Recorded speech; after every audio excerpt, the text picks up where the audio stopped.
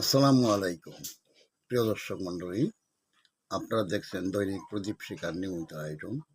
এখন আমাদের সঙ্গে যোগ দিতে জয় এবং পুতুলকে শেখ হাসিনা অফিসিয়ালি আওয়ামী লীগ তথা রাজনীতিতে আনুন বা না আনুন, ডক্টর ইউনূস এবং তার জুলাই সরকার তো ইতিমধ্যেই তাদেরকে রাজনীতির মধ্যমণি করে ফেলেছেন একের পর এক মামলা দিয়ে। পাকিস্তানি শাসক গোষ্ঠী আওয়ামী লীগকে দমন করতে গিয়ে শেষ পর্যন্ত পাকিস্তান ভেঙে বাংলাদেশ সৃষ্টি হয়। যখন 1975 সালের চেয়েও ভয়ঙ্কর পরিস্থিতি দল এবং মুক্তিযুদ্ধের পক্ষের শক্তি মোকাবেলা করছে, তখন জয় এবং পুতুলের মতো পরিবারের সদস্যদের সম্পৃক্ততা অবশ্যম্ভাবী হয়ে উঠেছে। গণমাধ্যম এখন যখন বলছে জয় ও পুতুল রাজনীতিতে আসছেন, তখন সেটি আসলে নতুন কোনো খবর নয়। জয় এবং পুতুলের আওয়ামী লীগ নেতৃত্বে আসার খবরে ইউনূস গংদের ঘুম হারাম হয়ে গেছে।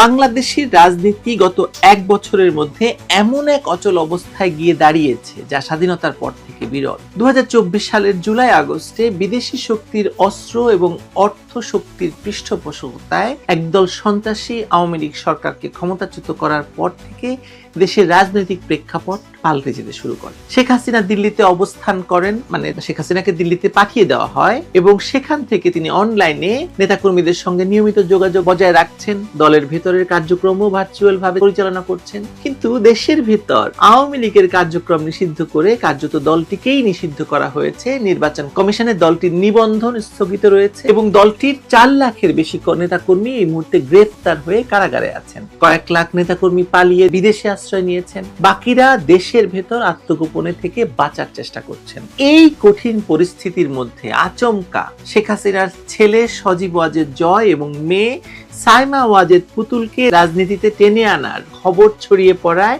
নানা আলোচনা শুরু হয়েছে বিভিন্ন মহলে। বিবিসি প্রথমে এই কাজটি করেছে যে তারা মনে করছে যে ভারতীয় কংগ্রেসের মতো প্রিয়াঙ্কা এবং রাহুলের মতো জয় এবং পুতুলকেও বাংলাদেশের রাজনীতিতে টেনে আনা হচ্ছে, কিন্তু বিষয়টি আসলে সেরকম নয়। আমি সেই ব্যাখ্যাটি করছি এখন আপনাদের সাথে। এখানে প্রশ্ন তুলতে পারি বা প্রশ্ন ওঠে, এটা কি সত্যি শেখ হাসিনার সিদ্ধান্ত নাকি পরিস্থিতির চাপে এই দুই তরুণ পেশাজীবী এরই মধ্যে নেমেছেন আওয়ামী লীগের পক্ষে কাজ করতে? ব্যক্তিগতভাবে আমি যতটা জানি এবং বুঝি, তাদের সজীব ওয়াজেদ জয় এবং সাইমা ওয়াজেদ পুতুল এরই মধ্যে তাদের মা শেখ হাসিনাকে তো বটেই, আওয়ামী লীগকেও দেশে বিদেশে যতভাবে সম্ভব সহযোগিতা করে চলছেন। কিন্তু তার চাইতে বড় কথা হলো জয় এবং পুতুলকে শেখ হাসিনা অফিসিয়ালি আওয়ামী লীগ তথা রাজনীতিতে আনুন বা না আনুন, ডক্টর ইউনূস এবং তার জুলাই সরকার তো ইতিমধ্যেই তাদেরকে রাজনীতির মধ্যমণি করে ফেলেছেন একের পর এক মামলা দিয়ে, যার সবগুলোই রাজনৈতিক উদ্দেশ্য প্রণোদিত বলে মানুষের কাছে প্রমাণিত।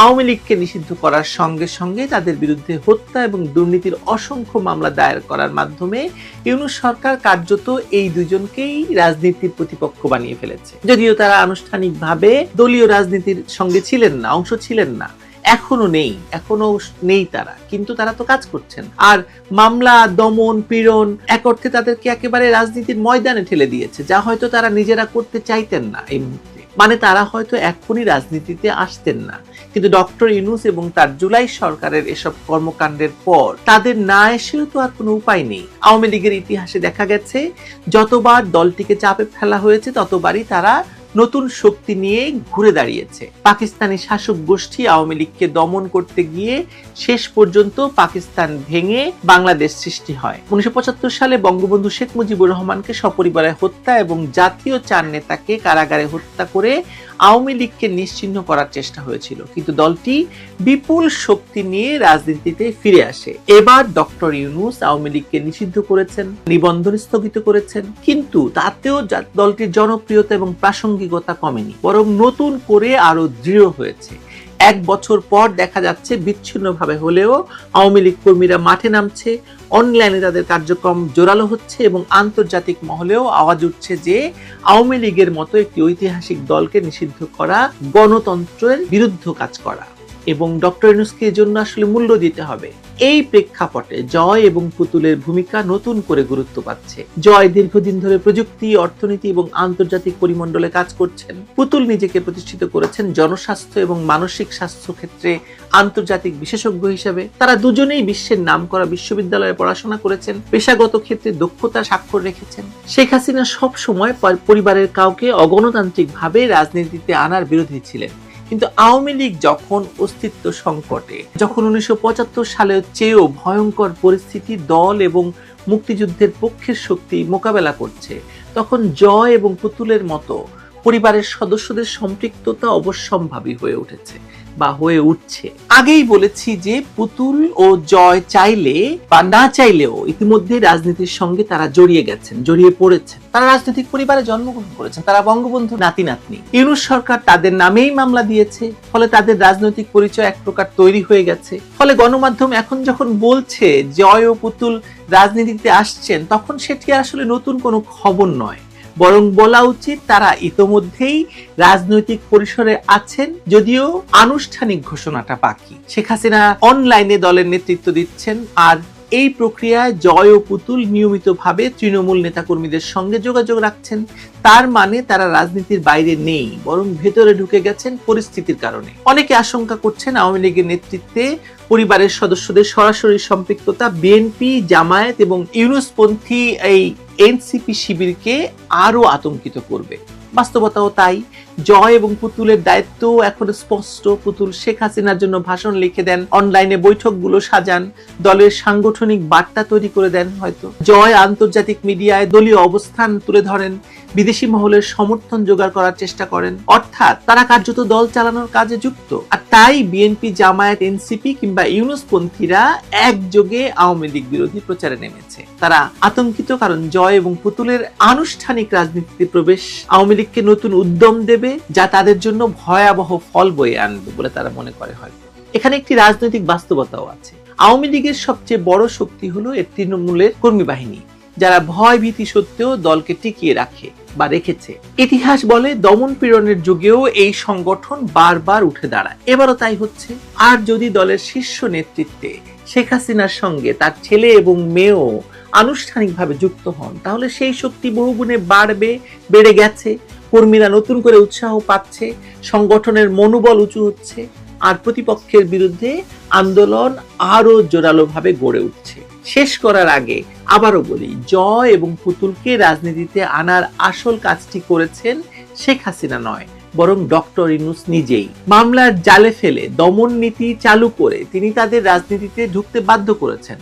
আওয়ামী লীগ যতদিন নিষিদ্ধ থাকবে, ততদিন এই দুই তরুণ নেতার উপর দায়িত্ব বাড়তেই থাকবে। ফলে গণমাধ্যম যেটাকে নতুন খবর বলছে, সেটা আসলে পুরনো বাস্তবতারই নতুন করে উচ্চারণ। জয় এবং পুতুল রাজনীতিতে আছেন, থাকবেন, এবং ইউনূস সরকারই তাদেরকে রাজনীতিতে প্রতিষ্ঠিত করে দিয়ে যাবেন বলে আমি মনে করছি। আজকে আমরা শুধু এই প্রশ্নটাই করতে পারি যে জয় এবং পুতুলের আওয়ামী লীগে যোগদানের আনুষ্ঠানিক ঘোষণাটা আসলে কবে আসবে। সেই ঘোষণা আসার সঙ্গে সঙ্গেই আওয়ামী লীগের তৃণমূল থেকে কেন্দ্র করে কর্মীরা আরো ঐক্যবদ্ধ হয়ে মাঠে নামবে।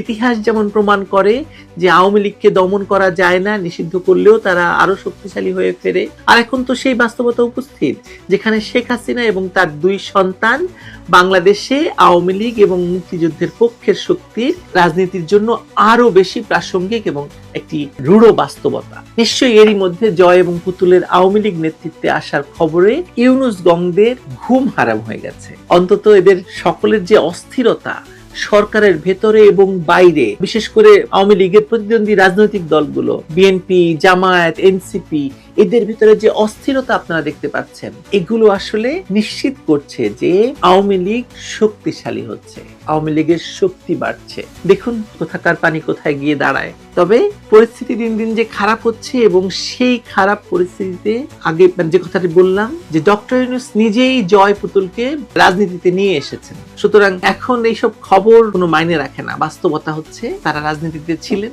আছেন এবং থাকবেন।